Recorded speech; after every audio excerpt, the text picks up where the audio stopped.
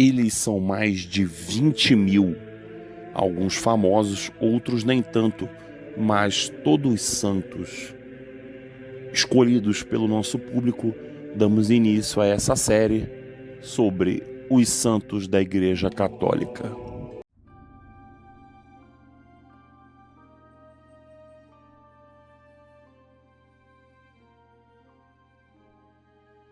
O Santo Guerreiro, um dos poucos santos que é venerado tanto na Igreja Católica do Ocidente quanto a Ortodoxa no Oriente. Vamos conhecer a história de São Jorge, o santo escolhido por vocês para ser biografado essa semana.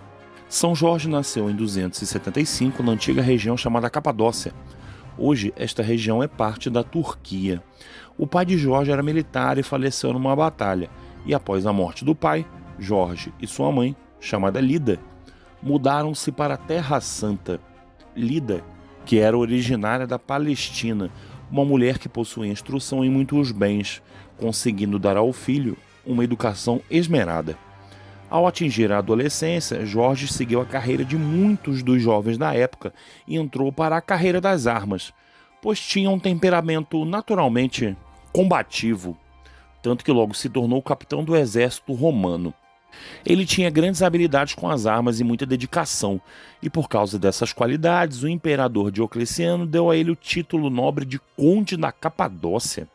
Dessa forma, com apenas 23 anos, Jorge passou a morar na alta corte da Nicomédia, e nesse tempo exerceu o cargo de tribuno militar.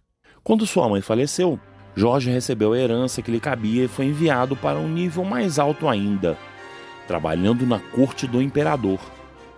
Lá, porém, quando começou a ver a crueldade com que os cristãos eram tratados pelo Império Romano, que ele servia, mudou seu pensamento. Cristianismo que já lhe era familiar por causa da influência da sua mãe e também da Igreja de Israel. Sendo assim, ele deu um primeiro passo na fé. Distribuiu todos os seus bens aos pobres e, mesmo sendo membro do alto escalão do exército, quis a verdadeira salvação prometida pelo Evangelho, que ele já conhecia. Porém, o imperador Diocleciano tinha outros planos para Jorge. Sua intenção era eliminar os cristãos. Assim, no dia em que o Senado confirmaria o decreto do imperador, que autorizaria a eliminação dos seguidores de Cristo, Jorge levantou-se na tribuna, declarando-se espantado com esta decisão, que julgava absurda.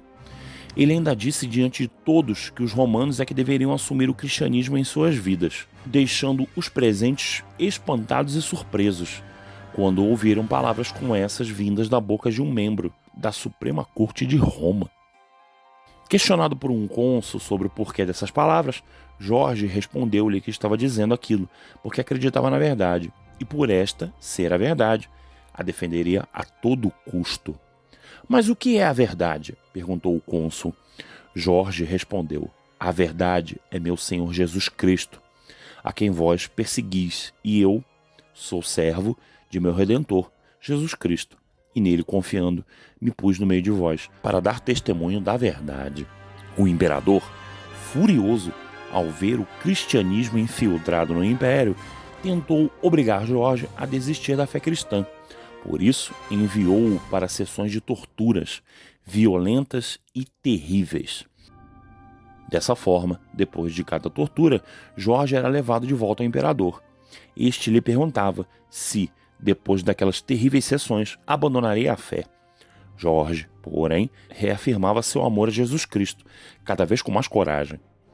Muitos romanos, ao presenciarem estes fatos, tomaram as dores de Jorge.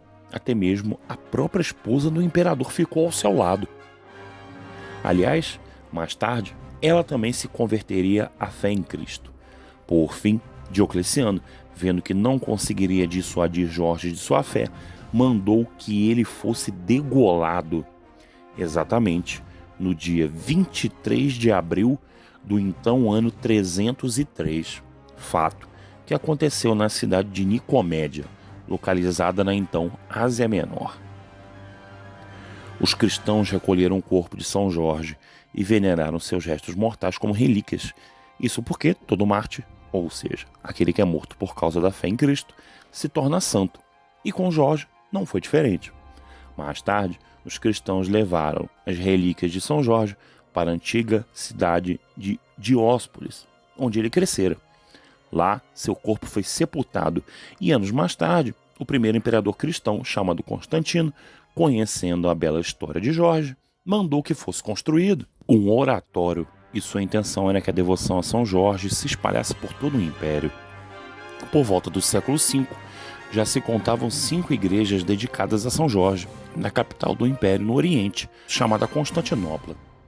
Mais tarde, no vizinho país do Egito, foram construídas 4 igrejas e mais de 40 conventos dedicados a São Jorge. Jorge passou a ser venerado como sendo um dos maiores santos da Igreja Católica em várias regiões, como na Armênia, Bizâncio e também no Estreito de Bósforo, na Grécia. Mas e a famosa história do dragão?